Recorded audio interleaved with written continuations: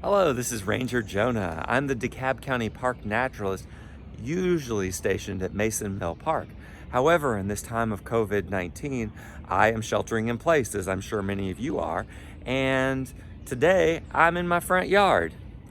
But I'm excited to share with you some tips for how even in your own front yard or even in the green space just outside your apartment complex, you can find some connections with nature and inspire some love of nature in the children in your life. So here, let's go.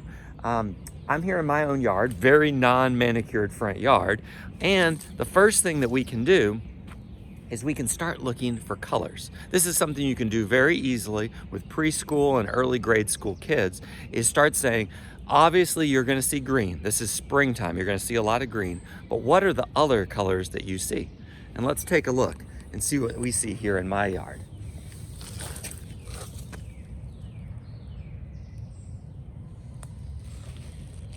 See the purple?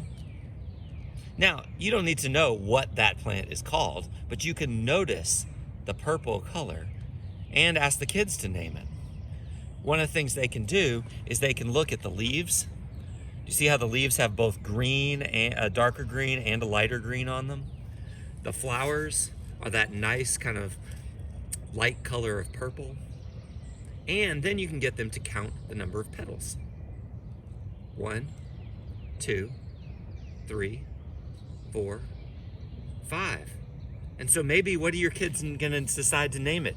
Maybe they'll name it the 5-flowered purple unicorn. Who knows? This is vinca, or oftentimes known as periwinkle. It's actually a plant that we oftentimes consider invasive growing in the forest, but yet I have it growing here in my front yard. Hashtag Park Ranger. Let's see what else we have here. As we walk around looking for color, it's not always flowers. Sometimes it's a plant growing right here in the sidewalk. But instead of having leaves that are green, what color are the leaves?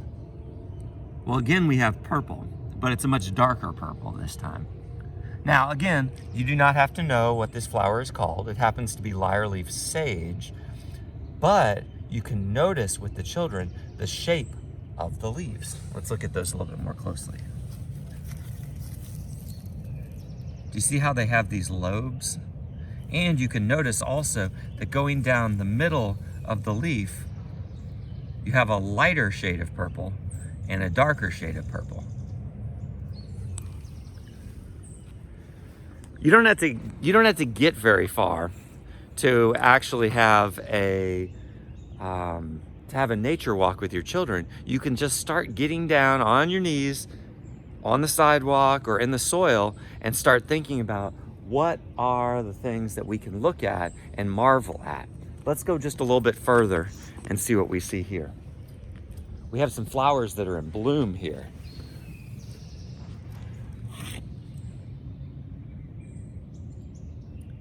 These are fleabane, but people oftentimes just call them daisies. But again, what a beautiful flower to notice with your children, and notice that this one does not just have one color in the flower, but 2. And you notice how I'm getting down on the ground, close to it. And the kids, they don't have to do this quite as much as the grown-ups do, because they're more on the level. But it is really helpful for you to also kneel down when you're with the children and notice the things and ask them questions. Instead of telling them what you notice, say, how many petals do you notice on this flower?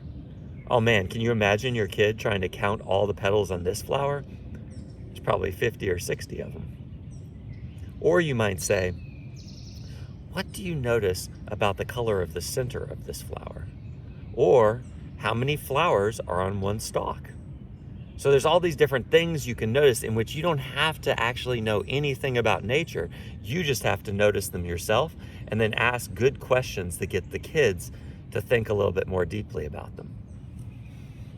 And that's my 2-house nature walk. Here, I'm Ranger Jonah, DeKalb County Park Naturalist, signing off.